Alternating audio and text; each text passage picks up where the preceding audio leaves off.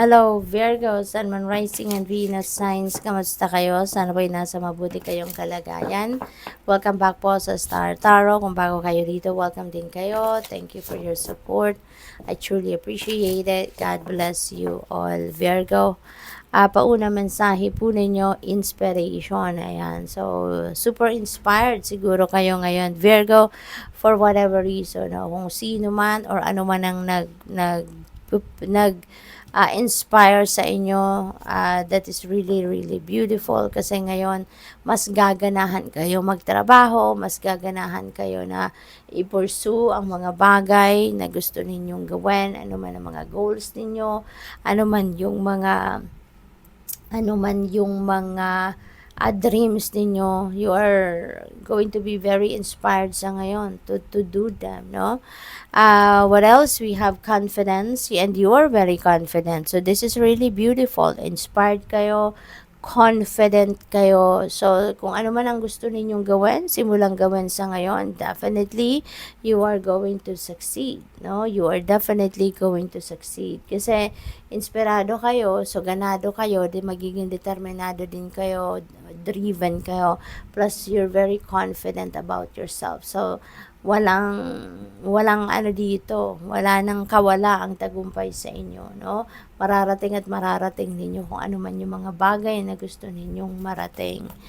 We have friendship, ayan, so mayroon kayo mga kaibigan, siguro na makikilala sa ngayon, maaaring you are, siguro ngayon, you are nurturing your friendly relationships as well. Pwede rin, Virgo, na talagang merong invitation sa inyo rito for your social gatherings, no? For reunion with your friends, no? Siguro time ito ngayon na ibibigay ninyo sa inyong mga kaibigan. Siguro time ito sa inyo sa ngayon na magbibigay kayo ng time to nurture, no? Your friendly relationships. Napakaganda. What else? We have new beginnings. Wow. So, merong mga bagong chapter sa buhay ninyo na sisimulan kayo sa ngayon, and this could be in any area of life, no? Pwedeng bagong trabaho, pwedeng bagong career, bagong negosyo, bagong relationship, maybe bagong level ng inyong commitment. If you are already committed with someone, maaring bagong tahanan ang uuwian ninyo, may bagong sasakyan. This could be anything, no, na i-embrace ninyo or sisimulan ninyong i-navigate, no, na sitwasyon. So, good luck po. Tingnan natin kung ano pa ang ganap. So, by the way, Virgo, maraming salamat po sa mga likes and subscribes ninyo, pati na rin sa mga comments na iniiwan ninyo sa ating mga videos. Thank you. Manifestation, napakaganda kasi nasa manifestation, higher energetic frequency kayo, manifestation sa ngayon.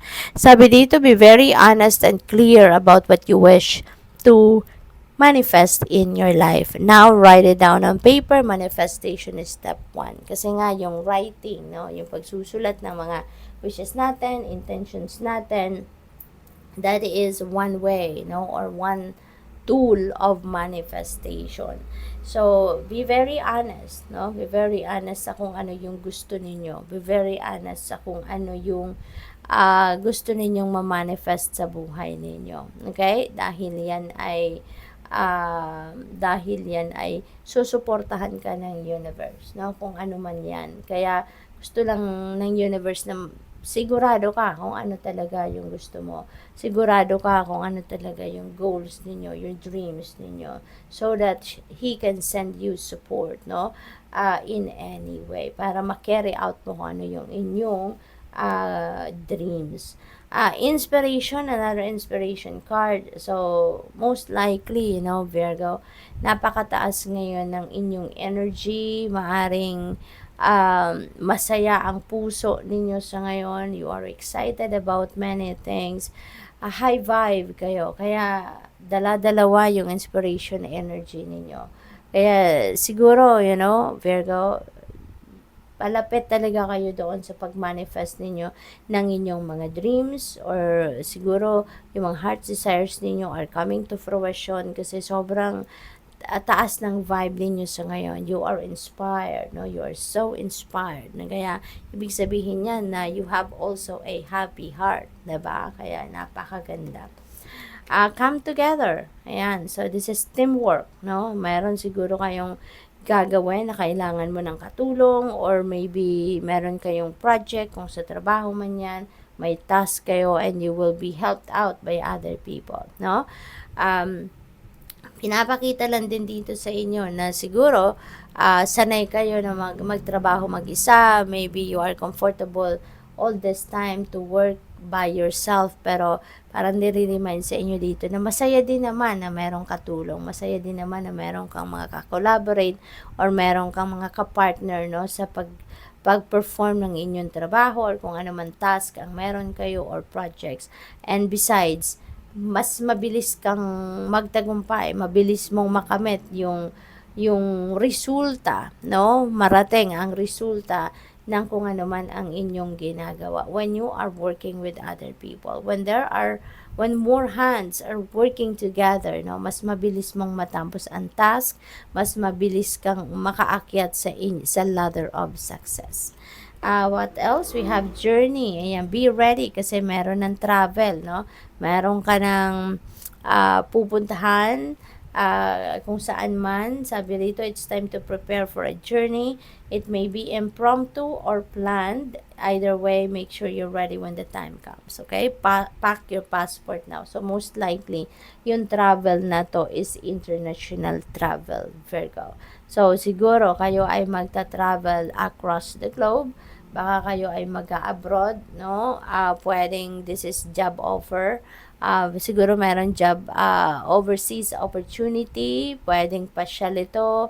Baka magtutour kayo. Pwede rin na this is related to studies, expansion of your studies, or baka this is business related, no? Or work related na travel. Pwede rin na kayo'y galing abroad at kayo'y uuwi, no? Baka kayo ay mapapauwi bigla for whatever reason or baka kayo ay talagang matagal nang nakabook, no? At kayo ay uuwi sa mga mahal ninyo sa buhay or babalik kayo sa kung saan kayo nang galing, no? So, good luck sa iyo. Thank you for watching. Love and light. Namaste.